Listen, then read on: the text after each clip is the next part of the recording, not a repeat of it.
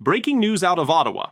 Canada has just announced a sweeping restriction on rare earth mineral exports to the United States, putting $1.6 trillion in Pentagon defense contracts at immediate risk. Within the last 48 hours, a classified memo from the Department of Defense landed on Capitol Hill, and what it reveals should terrify every American who cares about national security. We're talking about the minerals that power everything from F-35 fighter jets to Patriot missile systems, from nuclear submarines to satellite communications. Canada controls 42% of North America's verified rare earth deposits, and they've just told Washington the days of preferential treatment are over. In the next 11 minutes, I'm going to break down exactly how we got here, why the Pentagon is scrambling to rewrite decades of defense procurement strategy, and what this means for America's ability to defend itself in an increasingly hostile world. Here's the question nobody in Washington wants to answer. What happens when your closest ally decides you're not worth the discount anymore? Let me paint you the picture. On January 8, 2025, Canadian Minister of Natural Resources Jonathan Wilkinson stood before Parliament and announced what he called resource sovereignty alignment. The policy was buried in technical language, but the Peterson Institute for International Economics called it the most significant shift in North American trade relations since NAFTA. According to the Federal Reserve's January 2025 Commodity Markets Report, rare earth elements have seen a 340% price increase over the past 18 months, and Canada has been absorbing those costs to keep American defense contractors happy. On March 15, 2024, a Yale Budget Lab analysis revealed that Canadian rare earth exports to the United States were being sold at 60% below global market rates, a subsidy worth approximately $89 billion annually to American manufacturers. That arrangement just ended. On January 14, 2025, the first shipment under the new framework crossed the border priced at full market value plus a 23% strategic resource premium. Lockheed Martin's CFO confirmed in an emergency investor call that same day their rare earth procurement costs had jumped 470% overnight. The Congressional Budget Office published preliminary data on January 17th, showing that if these pricing structures hold, the Department of Defense will need an additional $340 billion in the 2026 fiscal year just to maintain current production schedules. The Council on Foreign Relations released a briefing paper on January 20th titled "The End of the Special Relationship," documenting how Canada's decision follows a pattern we've seen across the Western Hemisphere. Allies are done subsidizing American exceptionalism. So how exactly does this work? Think of it like this. Imagine you've been buying premium coffee from your neighbor for $2 a pound when everyone else pays $10. You've built your entire morning routine, your productivity, your energy levels around that cheap coffee. Then one morning, your neighbor knocks on your door and says the price is now $12. And oh, by the way, you're last in line behind the customers who've been paying full price all along. That's the Pentagon's rare earth crisis. Rare earth elements, despite their name, aren't actually rare in the Earth's crust. What's rare is finding them in concentrated, economically viable deposits and having the refining infrastructure to process them. Canada has both: neodymium, dysprosium, terbium, europium. These elements are essential for the permanent magnets in jet engines, the precision guidance systems in missiles, the radiation shielding in nuclear reactors.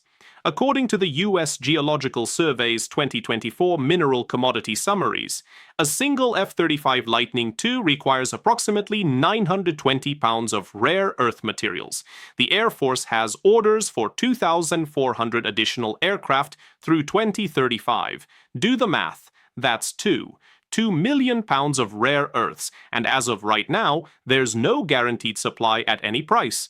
The Defense Logistics Agency confirmed in testimony before the Senate Armed Services Committee on January 16th that current Pentagon stockpiles contain enough processed rare earths to sustain production for 90 to 120 days maximum. After that, production lines shut down. The step-by-step breakdown is devastating. First, Canadian mining operations fill orders for Asian and European buyers who've been paying premium prices. Second, whatever surplus exists gets offered to American buyers at current market rates. Third, American defense contractors either pay those rates, accept delayed delivery schedules, or halt production entirely. The RAND Corporation published an analysis on January 18th showing that even if the Pentagon agreed to pay Canada's new prices immediately, the delivery queue means American defense projects would face 14 to 18-month delays because other buyers have already locked in Canada's output. Let me introduce you to Robert Chen, 34, Senior Procurement Officer for Raytheon Technologies in Tucson, Arizona. Robert graduated from MIT with degrees in supply chain management and materials engineering. He spent the last 9 years building relationships with Canadian rare earth suppliers, negotiating the contracts that kept Patriot missile systems rolling off production lines at costs the Army could afford. On January 9th, Robert received notification that every contract he'd negotiated, representing $7 billion in annual rare earth purchases, had been voided. The new terms arrived via encrypted email at 6:47 a.m. Mountain Time. Prices increased 385%, payment required 60 days in advance instead of net 90 terms, and delivery schedules pushed back a minimum of 11 months. Robert's entire professional expertise, the frameworks he'd built, the trust he'd established, became worthless in a single morning. He told colleagues that day he'd need to brief executives that Raytheon's costs for producing a single Patriot missile would increase from $1 million to somewhere north of $11 million. The Army's current contract prices those missiles at $8 million. Robert faces an impossible choice. Recommend Raytheon eat a $2 million loss on every unit to fulfill existing contracts, or recommend the company breach those contracts and face penalties that could bankrupt the entire missiles division. His career, his reputation, everything he's built is collapsing because the fundamental assumptions of American defense procurement just evaporated. Then there's Margaret Kowalski, 52, a third-generation steelworker from Erie, Pennsylvania, who operates precision equipment at a plant that manufactures specialized alloys for Virginia-class nuclear submarines. Margaret's facility processes rare earth elements into the specific metallurgical formulations the Navy requires for radiation shielding and acoustic dampening. On January 11th, plant management called an all-hands meeting. The message was clinical. Rare earth costs had increased 440% effective immediately. The Navy was requesting an emergency contract renegotiation, and until that negotiation concluded, the plant was moving to a 3-day work week. Margaret's take-home pay dropped 40% that week. She's supporting 2 kids in college and caring for her mother who has Parkinson's. The pay cut means choosing between her daughter's spring semester tuition and her mother's medication copays. Multiply Margaret's story by the 12,000 workers across Pennsylvania, Connecticut, and Virginia employed in the nuclear submarine supply chain. The Congressional Research Service released data on January 19th showing that rare earth cost increases threaten 47,000 direct jobs in defense manufacturing and an estimated 180,000 jobs in secondary industries. These aren't abstract numbers. These are families facing foreclosure, students dropping out of college, medical treatments being postponed. And meet David Park, 41, a strategic analyst at the Pentagon's Defense Innovation Unit. David's job is identifying supply chain vulnerabilities before they become crises. For 3 years, he's been writing reports warning that America's dependence on Canadian rare earths represented an unacceptable strategic risk.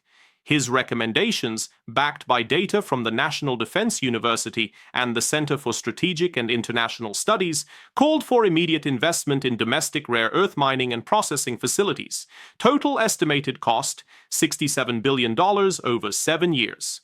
Those reports went nowhere. David watched senior officials dismiss his warnings as alarmist, watched Congress allocate that $67 billion to other priorities, watched the Pentagon assume Canada would always play the reliable junior partner. On January 14th, David was pulled into an emergency planning session. The mood was panic. The same officials who'd ignored his warnings were now demanding solutions, and David had to tell them the truth. There are no quick fixes. Building domestic rare earth processing infrastructure takes 8 to 12 years minimum. Environmental permits alone require 3 to 4 years. The talent pipeline doesn't exist. According to the National Science Foundation's 2024 STEM Workforce Report, there are fewer than 200 rare earth metallurgists currently working in the United States, and most are within 5 years of retirement. David faces the devastating realization that he was right, his warnings were accurate, and absolutely nothing he says now will matter because the crisis is already here. His career will be defined by failure, not because of anything he did wrong, but because the system refused to listen until it was too late. According to the International Institute for Strategic Studies, Canada's decision didn't happen in a vacuum. Their January 2025 policy brief titled Resource Nationalism and the Realignment of Western Alliances documents similar moves by Australia with lithium exports, Norway with titanium, and Chile with copper.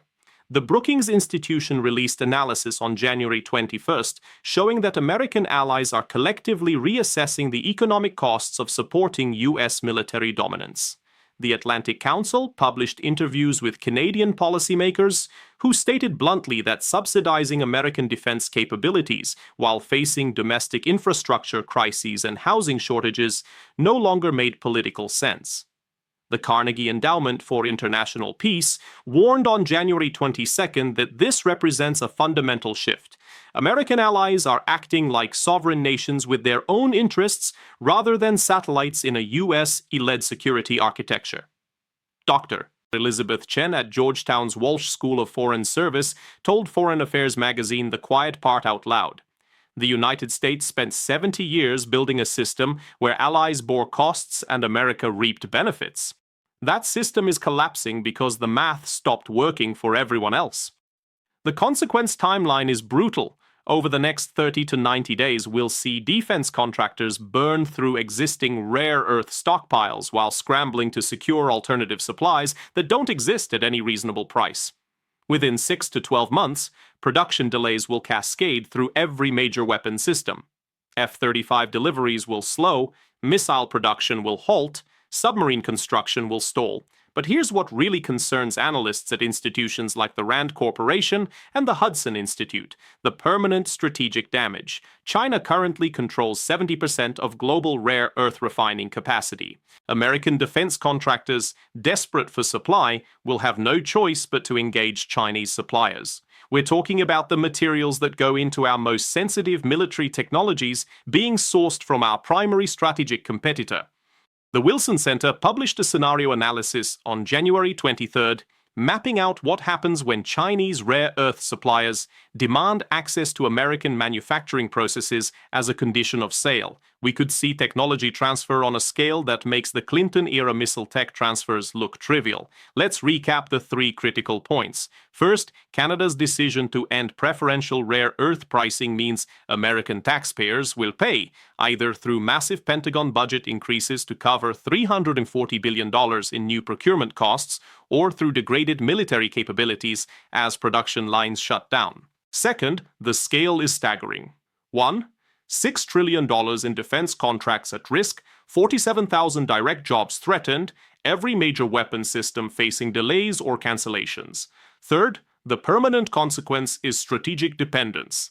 America will either rebuild domestic rare earth infrastructure at a cost exceeding $200 billion over the next decade, or will become dependent on Chinese suppliers for the materials that power our military, handing Beijing leverage over American national security that no amount of diplomatic posturing can overcome.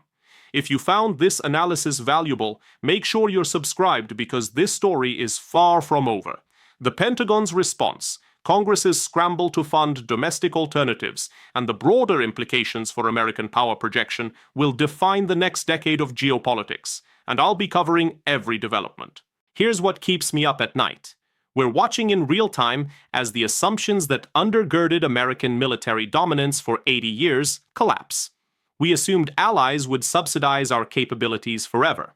We assumed access to critical resources was a given. We assumed the world needed us more than we needed them. Every single one of those assumptions just proved catastrophically wrong, and the people who'll pay the price aren't the officials who ignored the warnings. It's workers like Margaret, analysts like David, families across the industrial Midwest, and the defense corridor who built their lives around a system that's now being pulled out from under them. The question isn't whether America can adapt, it's whether we'll adapt before the damage becomes irreversible.